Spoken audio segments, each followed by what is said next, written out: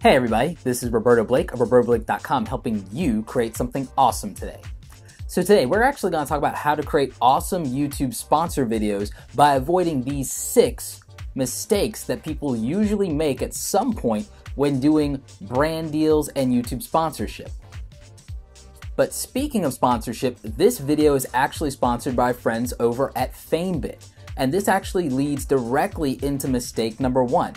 A lot of people, when they do sponsorship videos, forget to somehow inform their audience that the sponsored content is what they are seeing. So this could mean that you talk about the fact that you might have partnered with a company, or that they sent you a product to review, or that, this is something that you are being paid to talk about in some way, or that you're being compensated, whether it's payment or something else. So there are different ways you can do that. Obviously, it's good to let your audience know at some point in the video that is sponsored content. You should also be doing that with a disclaimer in the description.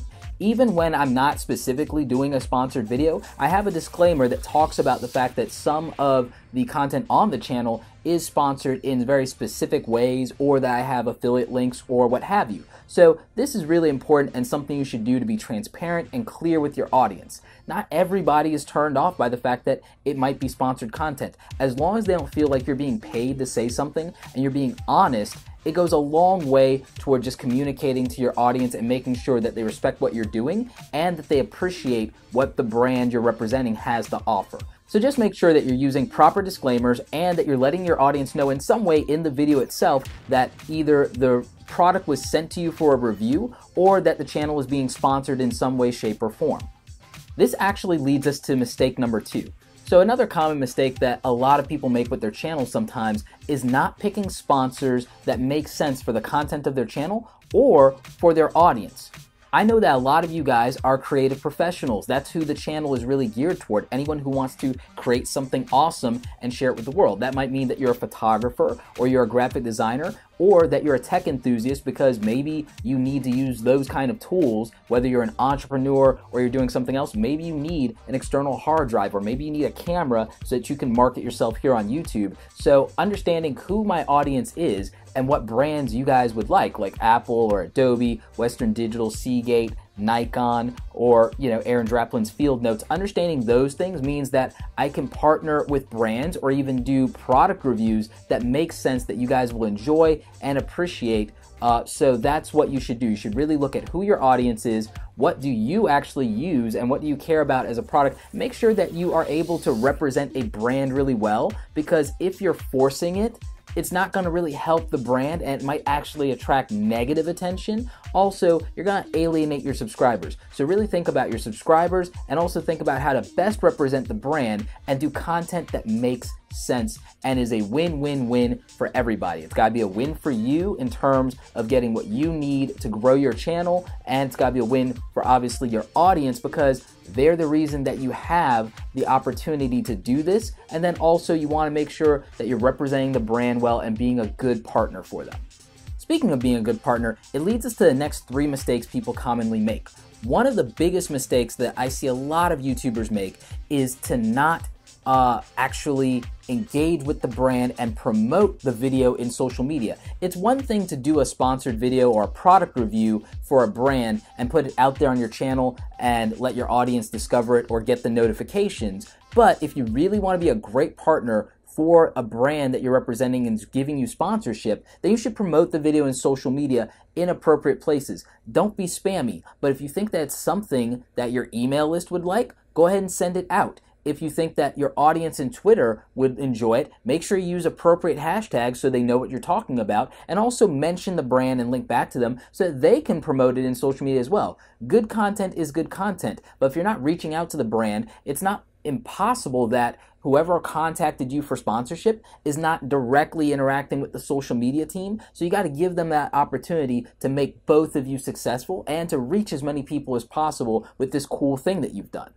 Another mistake is not following up with the brand once the video is completed or once the campaign is over. There might be an opportunity there for you guys to work together and to create more value for your audience. Maybe they have other products that your audience would be interested in if it's a product review thing. If it's some other type of content, maybe there's a deeper opportunity for a relationship, and maybe you can actually negotiate some potential discounts for your audience that would have tremendous value by establishing that long-term working relationship. So following up and engaging with the brands is something super important, and it's a common mistake that a lot of people make in their sponsorships when they're first getting started.